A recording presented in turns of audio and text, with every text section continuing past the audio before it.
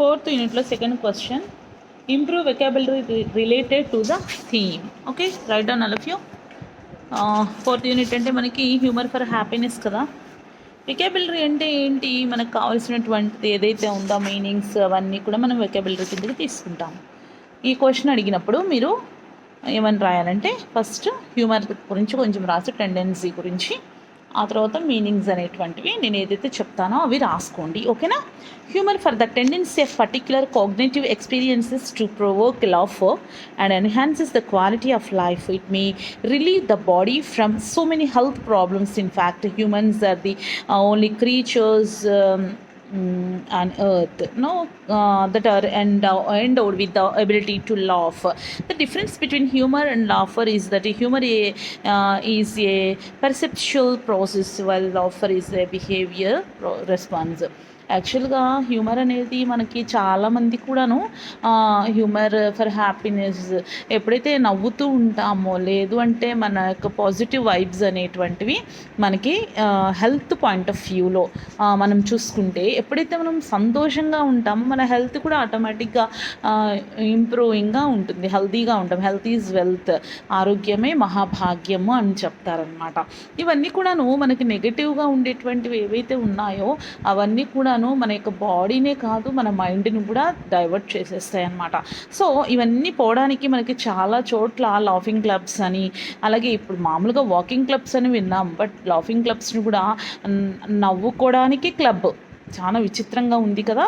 కాబట్టి మనము ఒక సమస్య వచ్చినప్పుడు కానీ, లేదు అంటే ఒకటి ఏదైనా జరిగినప్పుడు కానీ, బై మిస్టేక్, ఓకే అందరికీ జరుగుతాయి బై మిస్టేక్, ఇలాంటివన్నీ కూడా కొన్ని అనుకోని సందర్భాల్లో జరిగినప్పుడు అవి అలాగే పట్టుకొని వేలాడుతూ ఉంటే మనకి హ్యూమర్ అనేది చాలా దూరం అవుతూ ఉంటుందన్నమాట.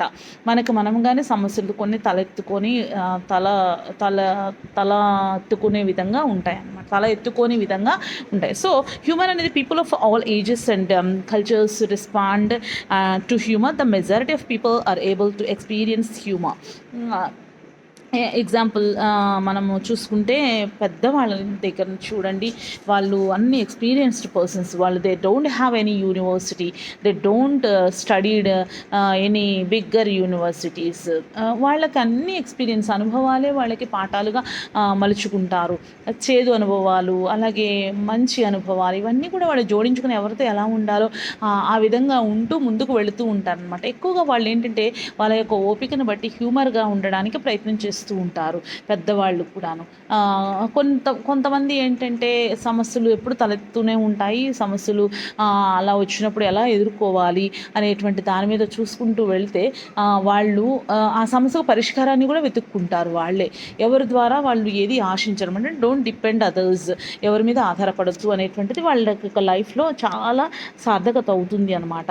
ఈ హ్యూమర్ అనేటువంటి దానిలో మనం ఇప్పుడు చూస్తే పాయింట్ మనం వస్తే ఈ యొక్క వెకాబులరీ అనేటువంటిది చూద్దాం. First right down humour.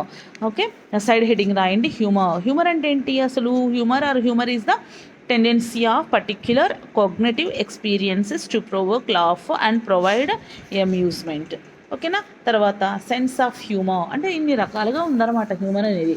Sense of హ్యూమర్ని నేను చెప్పే ప్రతిదీ కూడాను ఒక సైడ్ హెడ్డింగ్ కింద తీసుకొని దాని డెఫినేషన్స్ రాసుకోండి, అది వెకాబులరీ అనమాట మీకు. సెన్స్ ఆఫ్ హ్యూమర్ అంటే sense of humour is the ability to experience humour. He is got a great sense of humour. Okay, అంటే he is very able to see things as amusing. Humorist, a person who writes or tells amusing stories. Humorous, funny, or making you laugh. Amusing, entertaining and amusing story, person, situation. Okay, comedy. Any humorous discourage generally intended to amuse.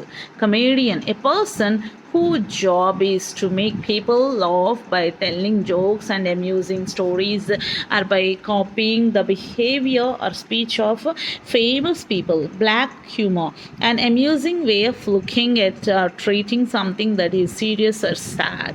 Correct, to make a joke or a clever remark. Droll, amusing, especially in an unusual way.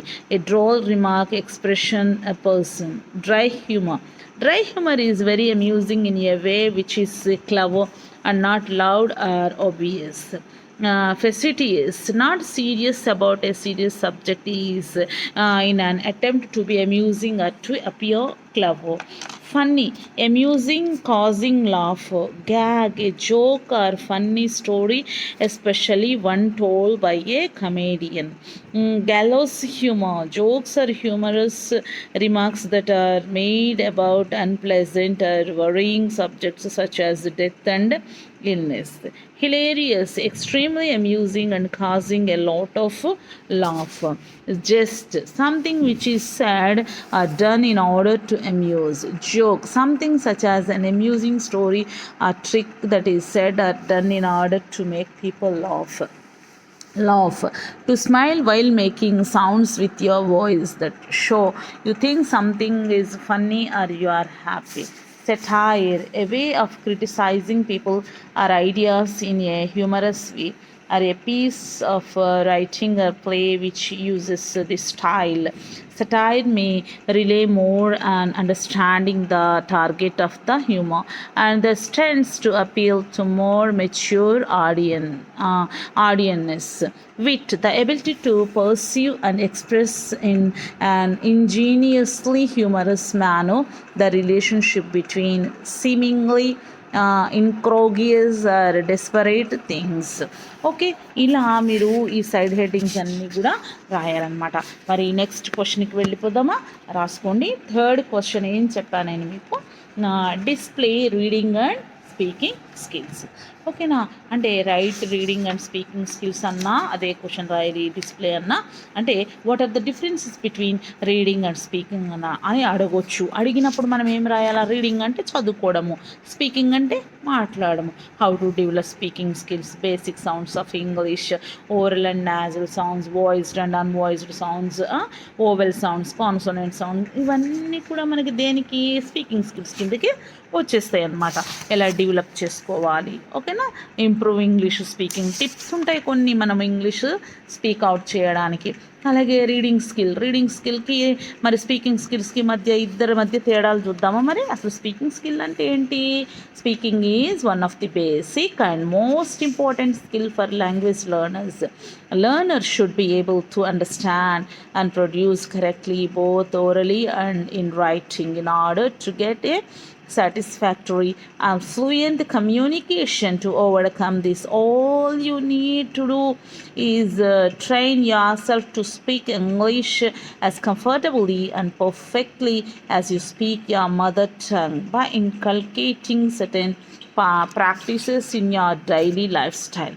These will get you closer to sounding like a native English speaker and equip you with a global accent.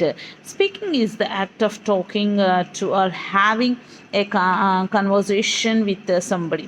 This presents the necessity of interaction among people, which is not only putting a message together but also the response that the listener can give to the speaker. Speaking is an important communication skill. Speaking effectively and powerfully is a skill that is really worth learning. We may be asked to talk to colleagues, clients, suppliers, or the general public. For effective oral communication, a basic understanding and of the sound system of the English language is very important. The ability of to produce individual sounds both in isolation and in combination with other sounds also plays a significant role. Okay, అసలు basic sounds of English ఒక side heading మనం పెట్టుకోవాలా. Basic sounds of ఇంగ్లీష్లో ఏముంటుంది? Phenom is one of the set of small units of speech in a language that distinguishes one word from another. Changing one phoneme in a word can produce another word or make the word unintelligible. The English alphabet has 26 letters and these represent 44 distinct sounds of English. There is no system of classification of English sounds. There are various ways in which sounds can be classified. Oral and nasal sounds, please put on side heading. Oral and nasal sounds, voiced and unvoiced sounds, vowels and consonant sounds, ఇవన్నీ కూడా మనకి side headings వచ్చేస్తాయి. Oral and nasal sounds లో these sounds are produced by the speech organs by forcing the air stream out of the lungs either through the mouth or the nose. All sounds are either oral or nasal. కొన్ని oral అంటే నోటితో పలికేవి, nasal అంటే ముక్కుతో పలికేవి అనమాట. In the production of the form the air is released through the mouth, whereas in the latter it is released either fully or partially through the nose. Voiced and unvoiced and all sounds produced with the vibration of the vocal cords are called voiced sounds. For example, vowels, diphthongs, the combinations of two vowel sounds are vowel letters and consonants. Next, vowels and consonant sounds. These are also classified as vowels and consonants on the basis of manner and place of production. In English, all the vowels and are oral and voiced. Among the consonants, only three are nasal: M, N, and K. As in sing, several oral consonants are unvoiced. మనకి nasal sounds ఎక్కువ N, ఇలా మనకి ముక్కుతో పలికేవి. During the production of vowel sounds the air from the lungs comes out in an unrestricted manner in a rather continuous stream. There is no closure of the air passage or friction between any speech organs. There are 20 distinct vowel sounds in English. These 20 vowels are further classified as pure vowels and diphthongs. There are 24 distinct consonants in English. Effective speaking is an important requirement not only in our academic and professional career but also in our personal life. To develop oral communication skills, it is required to understand the sound system of English. Okay, including various aspects such as individual sounds, consonants and vowels, production of speech, word stress and sentence stress and intonation, or the variation of pitch. It is also very useful to understand we articulate speech. One should also be aware of the common problem sounds and practice to eliminate these confidence clearly, and clarity and fluency are also considered to be available for the effectiveness in our speaking. The vocal cues such as our voice quality, pitch rate and volume and pauses modulation etc. play a key role in creating a desired impact in speaking. Speaking is very very important, but how to develop our speaking skills? Reading a text concerning the topic that is being discussed so that you can manage some vocabulary about it. Giving an outline and suggestion regarding the proposed task in precise with a clear goal to reach so that you have a clear idea of the outcome of the work. Allow the practice and pace what they want to say so that they will feel more confident to say it is front of others. Another important aspect to consider in the development of speaking skills is the feedback. Okay, some tips we have for improving English speaking. Tips to improve English speaking: observe the mouth movements of English speakers and try to imitate them. When you are watching television, observe the mouth movements of the speakers and repeat what they are saying while imitating the intonation and rhythm of their speech until you learn the correct intonation and rhythm of English. Slow your speech down. If you speak too quickly and with the wrong intonation and rhythm, native speakers will have a hard time understanding you. Don't worry about your listening and listener getting impatient with your slow speech. It is more important that everything you say be understood. Listen to the music. Listen to the music of English, and also do not use the music of your native language when you speak English.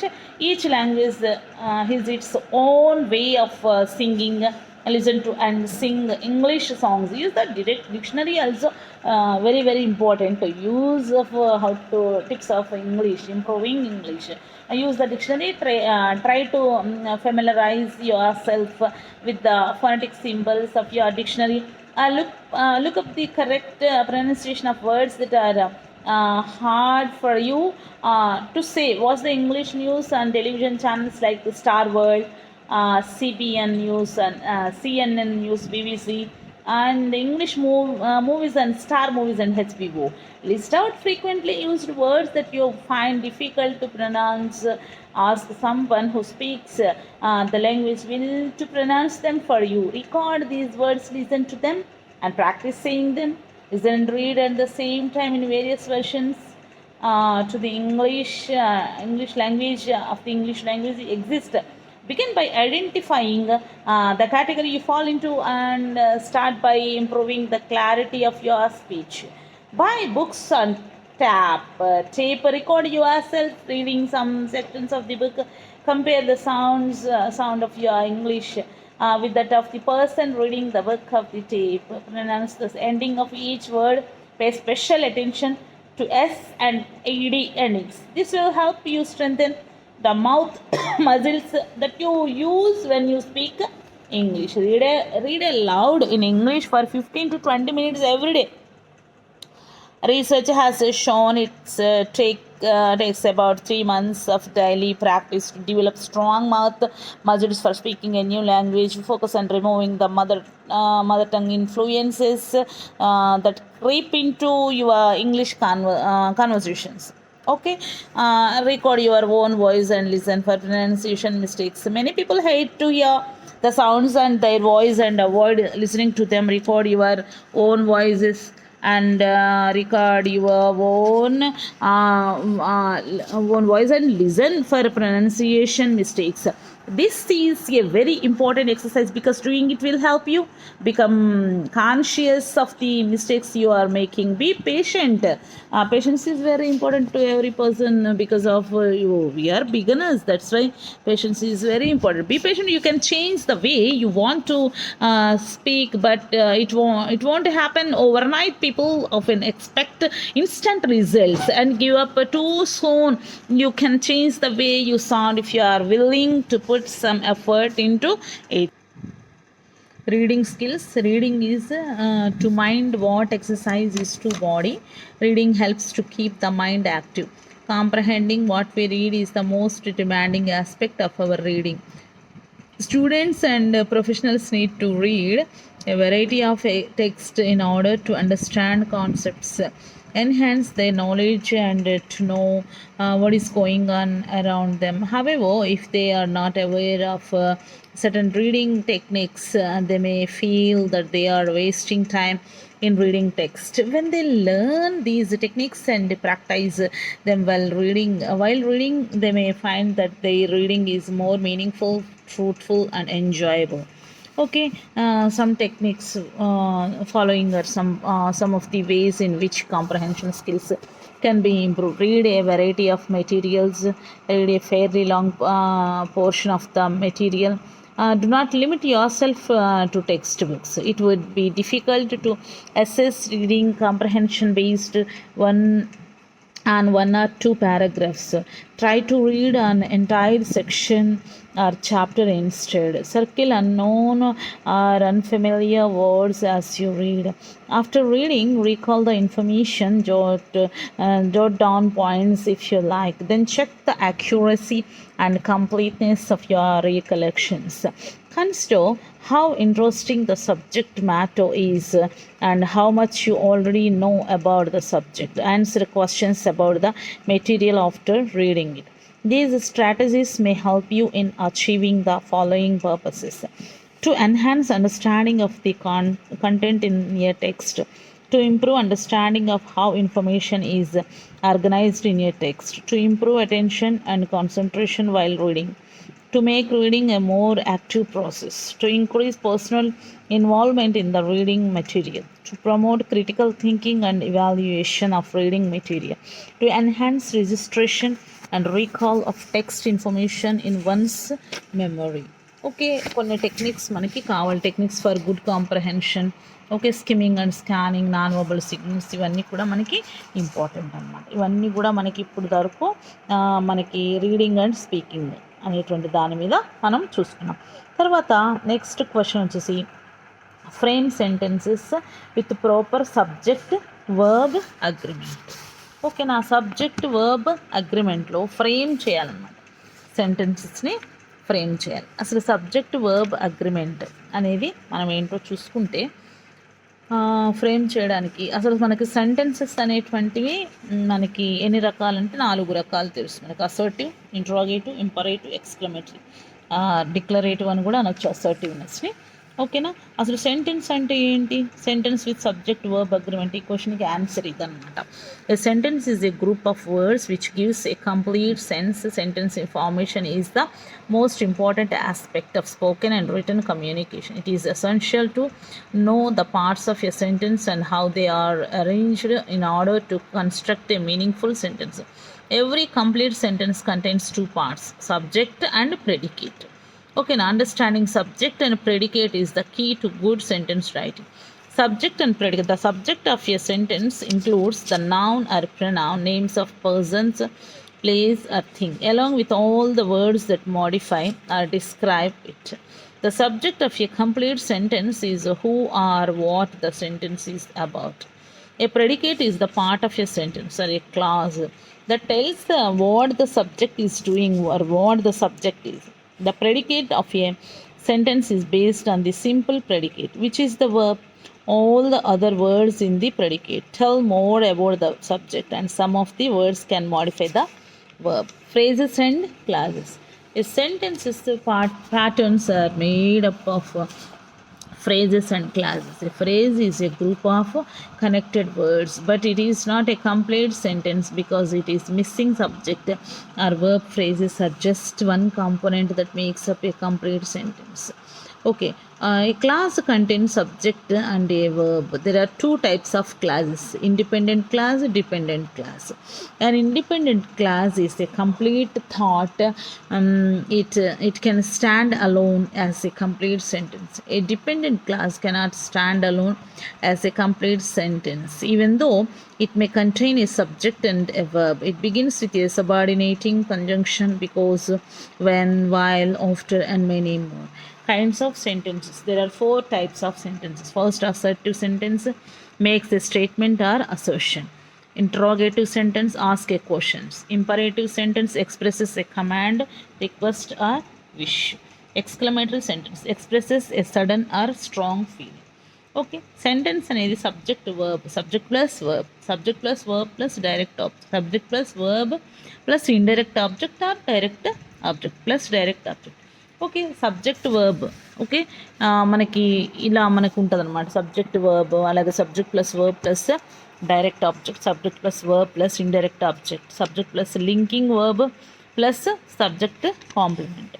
Okay, agreement అనేది agreement of the subject of and the verb అనేటువంటిది when the subject in a sentence refers to one person or a thing, it is said to be singular subject. We know that in English the verb must agree with the subject in number and person. In some cases, however, it may not be easy to decide whether the subject is the singular or plural. Whether in the case of 2 nouns or pronouns constituting the subject, the verb will agree with the first subject or the second, and so on. A singular verb is used when the subject in a sentence in singular. Rohini is a hostess in Air India. A child likes to play with the toys.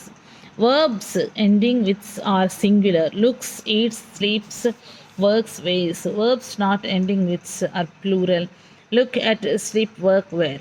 The pronouns I and you are treated as plural subjects. I read the newspaper regularly. You always play well, and everybody enjoys it. When the subject in a sentence refers to more than one person or things, it is said to be plural subject. Okay, ఇలా ఉంటుంది. Indefinite pronouns ఉంటాయి. Okay, indefinite pronouns such as anyone, everyone, someone, no one, nobody are always singular and therefore require singular verbs. Everyone has gone to the party. Example, someone has stolen my dog.